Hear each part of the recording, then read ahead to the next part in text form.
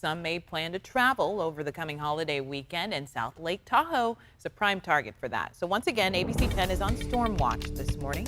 Our Bridget Biorlo is up in the high country with a warning for travelers. At first, though, let's check in with Rob and Jordan with an update on traffic. But first, Rob, obviously, it's rolling in. When's it about to hit? It's going to hit us within the next couple of hours. So if you're going to be leaving now, you're in great shape unless you're heading to the Bay Area. By the time you get to the Bay Area, you're going to have rain. So it's rolling in this morning, definitely before noon, more likely between about 8, 9, 10 o'clock in the morning. That's when many of you will be nailed with the rain and wind as well. But it's going to be with us all weekend long. The wind really is a story worth paying attention to. Breezy to gusty today, but even stronger tomorrow. That's when tree limbs, trees, and power lines are threatened yet once again tomorrow. And we do see a dry streak. I know you get it that it's raining. There is a 2-day dry streak at the end of next week. So we've got another long period of wet weather moving in today through the weekend and beyond. So here it is. It's starting to roll on in. We see it in far northern California along the coast. It hasn't quite made it over the mountains as of yet, but it will later on this morning. One thing that's kind of goofy about today is that we've got 60 degrees outside in Sacramento with clouds. That is rare for this time in January to be this warm and mild for the morning, but that's where we are. And then going forward, this is an easy to understand checklist. This series of storms is colder, so we are looking at more Sierra snow. Last one was mostly rain. Bring that umbrella before you leave the house because you're going to need it later this morning, this afternoon, and this evening. It's a full weekend storm, including the holiday on Monday, and plan for wind today as well as tomorrow because it could take down trees yet once again. For more on the road traffic, we're going to talk to Jordan Tolbert right now.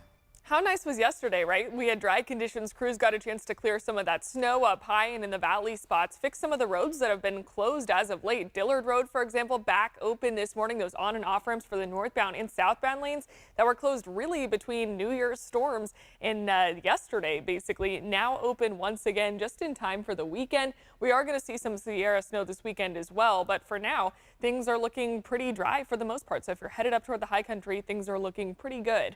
Tracy Triangle, only place where we're seeing really any significant delays this morning. Other than that, though, really good traffic morning so far. Very quiet out there on the roads. This is Highway 50 here at Myers, obviously in the South Lake Tahoe area. And Highway 50, that's where our Bridget Biorlo is right now. We have another snowstorm coming to the Lake Tahoe area. Thousands are expected to take advantage of all that fresh powder. So, Bridget, what's it looking like this morning? I know you're in Pollock Pines right now.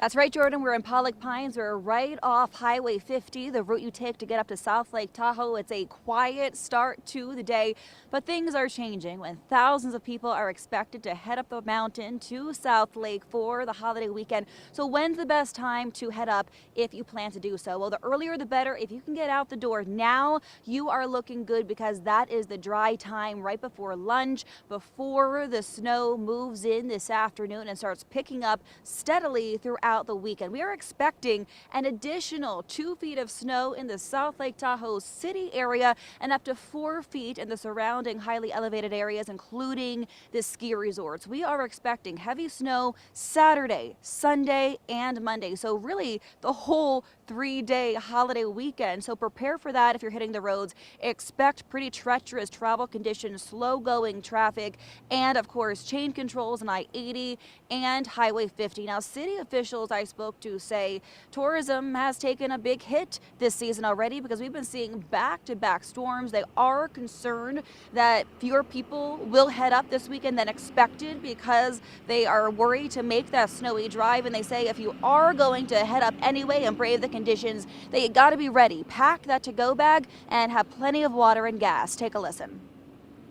I'm expecting that the warnings that they've done about the snow are going to keep some people away. And I'm saying if you're prepared and the roads, Caltrans has got the roads clear, you can still come and have a pretty good day of skiing. But that's for the people who are experienced and know what they're doing.